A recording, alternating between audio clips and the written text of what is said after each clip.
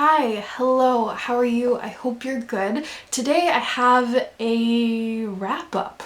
I haven't filmed one of these in years, I think. I think it's been years, but I'm really behind on my recent reads and I kind of want to talk to you about the books that I read in June, so this is the easiest way to go about doing so. So without further ado, I have a June wrap up.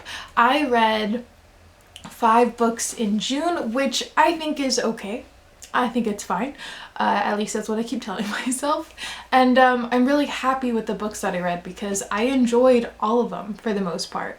I didn't have any bad books that I read in June, and I'm really happy about this. So let's just jump right into the books that I read. The first book that I read, this was actually at the end of May, moving on to like the first couple days of June, I think. So we're just gonna throw it into June. And that is The Watch That Ends the Night, Voices from the Titanic by Alan Wolfe. Now, this is a book about the Titanic. It's a fiction. I think technically it classifies as young adult, which is really interesting that it would classify that way because it's just, I don't know, like I see it, but it's also a bit, it feels a bit more, I don't want to say mature, but you know what I mean, right? And this book is really, really interesting in the format. It's written in poetry verse, and I got through this book really fast because of that.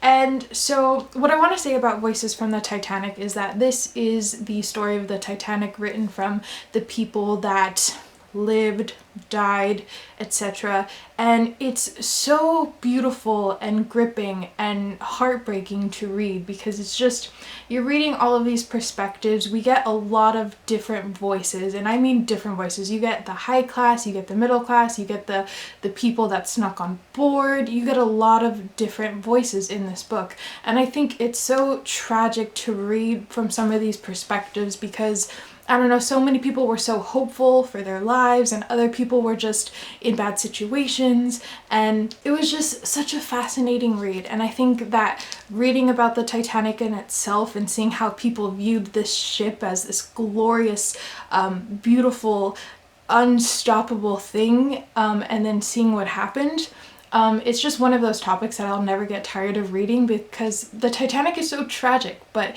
it's such a fascinating story. And this was done so well, and I enjoyed it so much, and I kind of got teary-eyed at the end, as I always do with stuff like this. So it's beautiful. I highly recommend it if you're interested in the Titanic. If you enjoy anything written in poetry verse, I would recommend this as well. It's just really, really good. And moving on, I don't have the next book. I actually unhauled it already in a previous video, and it's not because I didn't like it. I did enjoy it, but I just didn't see myself rereading it. I wanted to pass it along, and that book is The Girl in Red by Christina Henry. Now this is a new release that just came out in June. It is Christina Henry's newest sort of retelling of The Little Red Riding Hood. Now, Christina Henry is known for retelling, you know, fairy tales in really dark and grim, almost grotesque ways. She's written Alice, she wrote The Lost Boy, she did a couple others that my memory, I don't know. And this one follows a post-apocalyptic, well, The Girl in Red follows a post-apocalyptic world where we have Red trying to find her grandmother in this world, and she's just trying to survive, right? And so I really enjoyed this because the post-apocalyptic aspect of this, you know, the plague that happened and the creature that we're sort of learning about within this was really fun. And it had this sort of, I don't want to give spoilers, but just think of Alien, you know, the movie, think of that and just imagine that in this book because it was really weird in that way, but I had a lot of fun with it. It was a bit cliche at times and hit all the points that would in this sort of post-apocalyptic story, you could say, but I really enjoyed the retelling aspect, how she was red, and just like the points that it hit that reminded me of Little Red Riding Hood. And so it was fun. I enjoyed it. I would read more of Christina Henry if given the opportunity, so I'll look out for her Lost Boy book. I heard that one's really good, and I love Peter Pan, so I'll definitely read that. But It was definitely more of an average book, so if you're a fan of her books, you probably will enjoy it. If you like retellings, maybe give it a go. I don't know, it's up to you. Moving on. I think the next book that I read is, let's see, I don't know, this could be out of order. But anyway, next I have Flowers for Algernon by Danielle Keyes. I actually reviewed this in a full video, so if you're interested, I will link that down below. This was heartbreaking and beautiful, and it was just so good. Flowers for Algernon is one of those classics that I'd always been meaning to read, but I never really did it. You know, I read bits and pieces for school, but never the full thing. Flowers for Algernon is the story of Charlie. Charlie is mentally disabled, and he's given the opportunity to go through a procedure to hire his intelligence. And he's given this opportunity because this procedure was previously done on this rat named Algernon, and it was a success, and Algernon is a really super smart rat, and so now Charlie's gonna go through this procedure, and we follow that story, and it is just whoa. You know, it's just one of those stories that makes you think so much about yourself, how you treat others, about how we view things in the world, and blah blah blah. It is gorgeous. I can't recommend this enough. It is such a wonderful book. Everyone should just read it to experience it, because I think it'll teach you a lot of things. So Flowers for Algernon is one that I just, yes. Moving on. Okay, the next thing that I read, I think I might have read this before Flowers for Algernon, but that's fine. This is Something's Alive on the Titanic by Robert Serling. I read the first Titanic book and I wanted to keep reading more books about the Titanic, and I had this, and this is a Titanic book that's more of a thriller ghost story, and honestly, that's all I could ever want, right?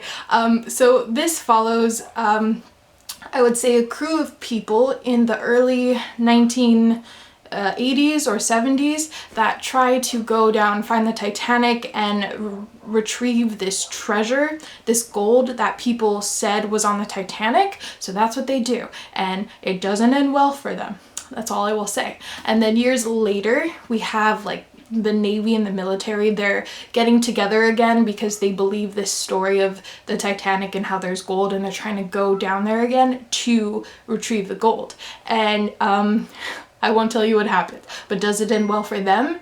My phone is going off. It's okay. Anyway, it was a lot of fun. It's really spooky and eerie, and there's a lot of like creatures in this book, which I wasn't expecting, seeing giant sharks and other things. So much fun. It's so campy, it's ridiculous. The writing is almost laughable at some points. There was I shouldn't even say this, but there was a sexy scene in this book that was written so poorly. I was drinking my tea and I almost spit it out because it was just written so wrong. I read it and I said, okay, yeah, that's how it happens. It was just so bad. So, but besides that, it was so much fun and ridiculous. And if you're a fan of ridiculous, you know, pulpy, thriller, creepy horror stories, this is for you. I think it is so much fun and it's ridiculous, but you know what? I had such a blast reading it, and I would recommend it again and again and again because it's so good.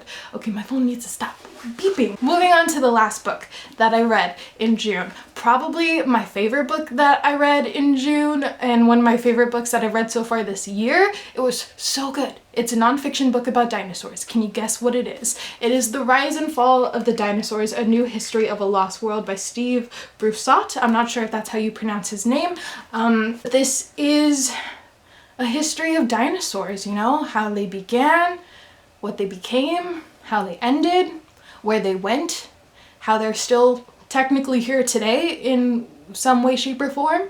And it is just so well written and accessible. It's more of a pop science book than anything, but I think it's just so interesting and just always so fascinating to learn new things about dinosaurs. And I really love the way that the author Steve, he wrote, the way he connects readers with himself and other people in, you know, the dinosaur world, the way he describes other paleontologists, other scientists. He really brings out the characteristics of these people for you to kind of latch onto the story more and just to have a really good time with it. And just every period that he talked about in such a fun way. Like the way you can just tell that when he wrote this, he was having the time of his life. And honestly, I had the time of my life reading this book, so I can't recommend this enough.